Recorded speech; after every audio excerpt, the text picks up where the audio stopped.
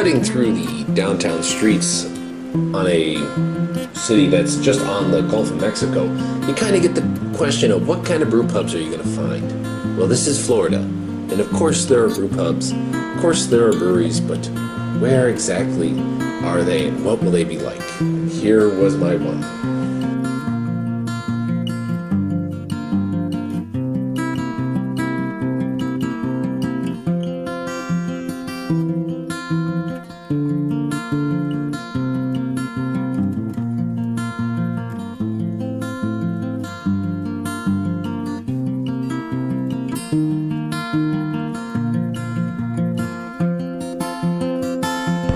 It took me a while, but I'm in the classic Sarasota, Florida. If it doesn't give you the Florida look, I don't know what does. But we have found a brewery, and we are going to go to it.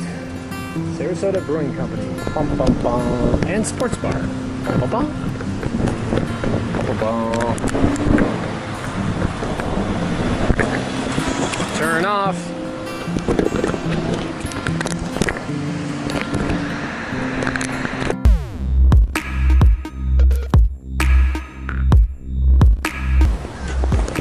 Okay, see how it is. Obviously it's a sports bar, but let's see.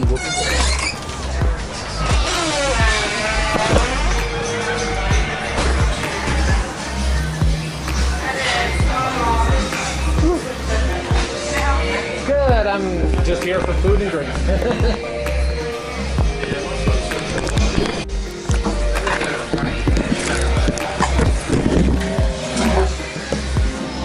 We'll have to explore at some point.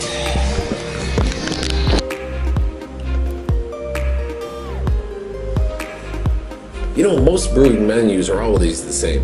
They start list light to dark, and that's really the order you should take them in. There's Skyward Fox Hefeweizen.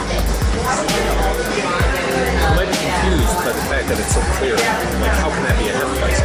Well, there's no rule that says it has to be filled with sediment or anything like that. It can be like this. You can filter it, or it even happens if you have the keg sit too long. What ends up coming out tends to be clear because everything is settled out. In the end, like people get mud at the bottom. People take offense to mud, but it can taste different.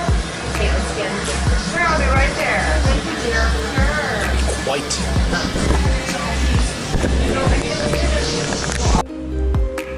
Ah, the nice light beer. The beer that's kind of golden in color, easy to drink, thin, something just to kind of start you off. They're IPA. I guess the big question is, how do you judge an IPA? There are several different kinds of hops. There's bittering hops that you feel on your tongue, but you don't smell. There's a lot of aroma hops, which kind of taste flowery, citrusy, or whatnot. And even the flavor itself, there's some hops that hit you up front, there's hops that hit you on your aftertaste. How do you judge an IPA? The best thing to do is to judge it basically on what you like. The more you like certain things, the more you should help it. Personally, I like an IPA that has more than hops to it. I like to have complex malt backbone. That makes an IPA far more attractive to me than it does just a hop bucket that just constantly just bombards you with hops. And this does have a hop component to it. It's kind of more of a flavor hop than it is aroma hop, but it also has a malt backbone, which I enjoy. It gives it body, gives it texture, gives it meaning to me. Versus just kind of something. Too often than not, IPAs just have a brewer who just throws hops in it and he thinks that gets away with it, like all the other sins of the world. And that's the problem.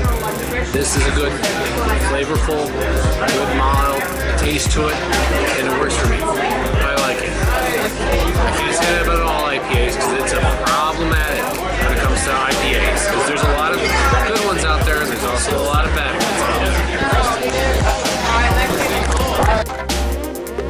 Then, of course, your darker beer at the sports bar. You've been there a while, you're accustomed to the place, and you're time to sit and relax and really kind of feel the mood.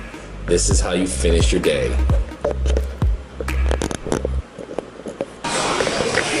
And you can look at They're kegging. Back there is obviously their brewing operation. Ooh, looks like they got apples. They're going to be doing something with apples. Big kind of area where you can sports geek out. And even an upstairs section. I guess that's, I don't even know what that's. Mainly the mug section. But all in all, and even a back section there. Just keeps going and going. Gotta love this place.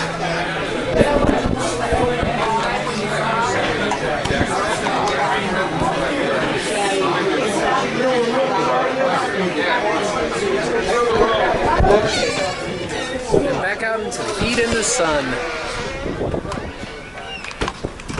All in all, a good place to visit, a good place to eat. Got a good fish menu. I mean, you think you should when you're in Florida and all.